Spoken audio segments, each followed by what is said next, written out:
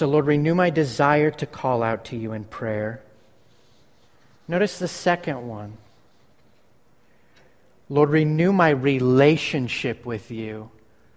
Now we're just pulling this right out of the text, a phrase at a time. We've looked at the prayer.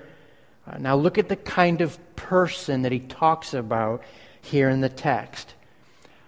I want you to look at your note outline and look at the different translations. There's one word in there that describes the man that's the same in every translation. I want you to circle it. Do you see it there? What kind of a man is he talking about? A righteous man. A righteous man. Now it's interesting there. I just put down what hinders our relationship or what hinders our prayer life. Notice it says a righteous man. It's not a perfect person. Okay? I'm perfect. I'm very, very perfect. I don't need anybody or anything. I'm perfect. Perfect. Very, very perfect.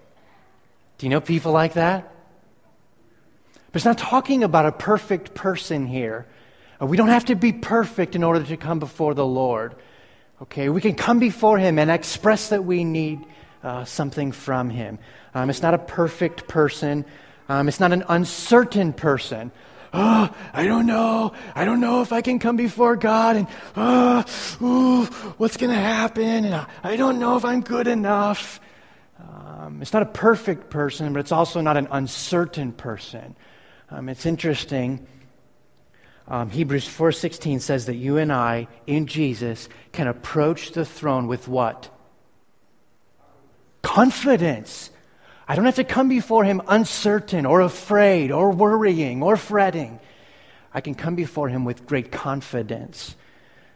So it's not a perfect person. It's not an uncertain person. It's not a lukewarm person. It's not a lukewarm person. It's not a bench warmer.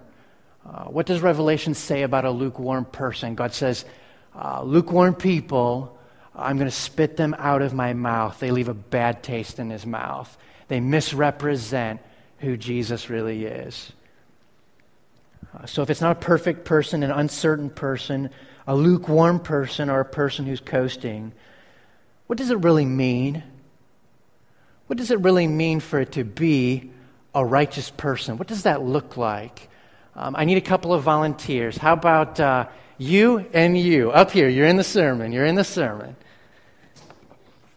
I'm going to use these two guys, and they're going to hold a sign. And unfortunately, you get the short end of the deal here. How about you come and stand over here, and you're going to hold this sign over here. I was trying to think through, how do you illustrate what that means, a righteous person? You've probably grown up with that term. I have as well. What does it mean? What does it really look like? It's kind of churchy. Think about it this way. A righteous person is a person who is turned and facing the Lord, right? They have their back to the life of sin, and they're turned and facing and pursuing the Lord. Think about the many times that Scripture mentions the unrighteous person. I've just been reading through and studying different passages in the Old Testament, and how it talks about how God raised up the unrighteous at times to bring judgment upon His people, or sometimes how at times His people were unrighteous because they were pursuing the sin thing. Do you notice that? A righteous person is facing this way, and they're moving this way. It doesn't mean that I'm going to not ever going to have a temporary lapse of judgment, and I'm going to make a wrong decision and move a step this way. All right. A righteous person is a person who is relentlessly pursuing the Jesus way and striving to take next steps towards Him. All right. The unrighteous is a person, they don't give a rip about this. Their back is turned to it, and they habitually pursue the sin thing over here. Does that make sense? So when he talks about the righteous person, offering up this prayer. It's a person who's turned this way and pursuing the Lord. It's not a perfect person. It's not an uncertain person. It's not a lukewarm person.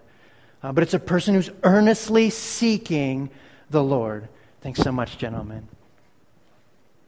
And so the question is, where is your relationship?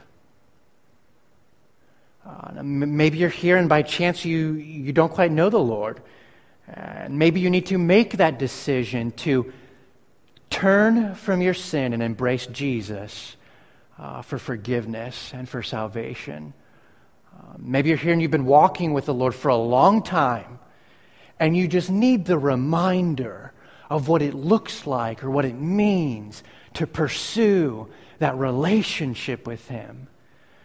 Because you see, that relationship is directly tied to the priority of prayer in my life. I find that in the seasons when I'm pursuing Him the most, that's when my prayer life is the strongest. When I'm earnestly seeking after Him with that conviction. When I'm calling out to Him fervently to do what only He can do. Lord, renew my relationship with You. God, help me to focus in on that and to cut out the distractions of life. Lord, help me to grow closer to You. So we've looked at the desire to call out to God in prayer. We've looked at the importance of our relationship with Him as it relates to prayer. Notice the last one.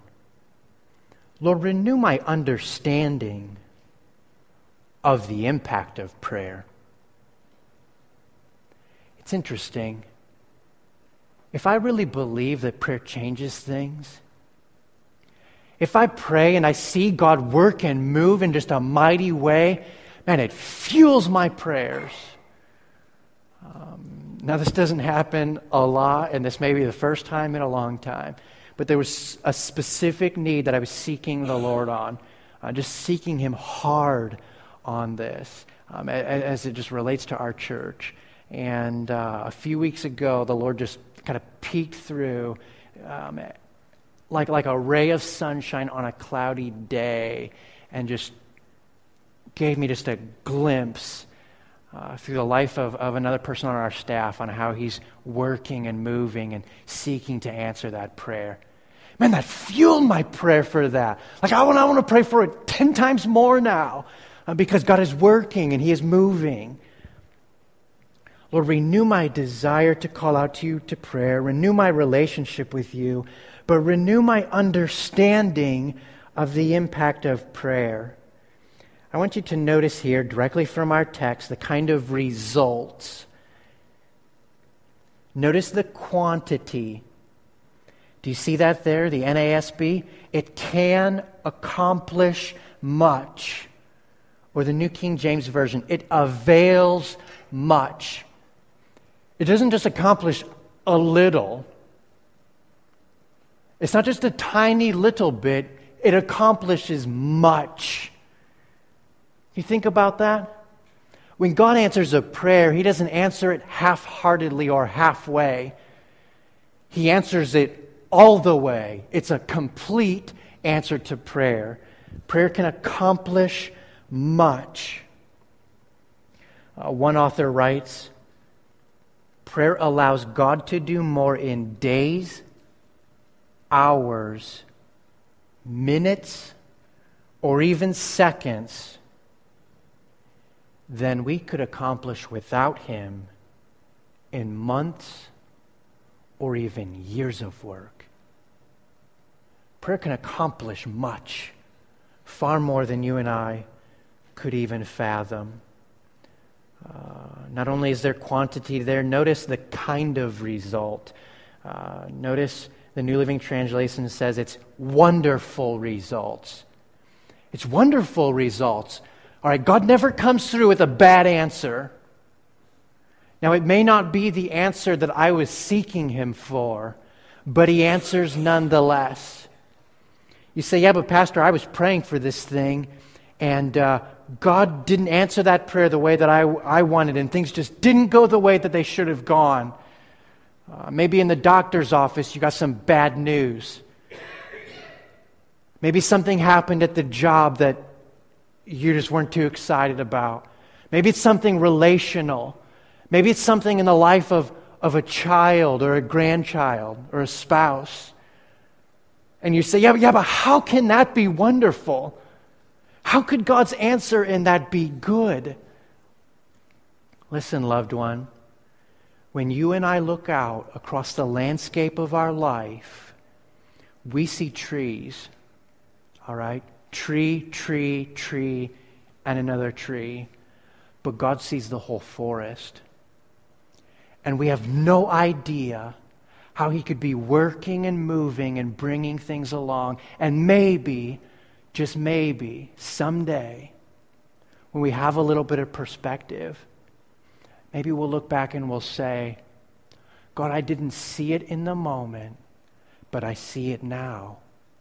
We prayed, and you gave wonderful results. I think that's interesting. There's quantity, there's wonderful results. But notice the force behind the prayer.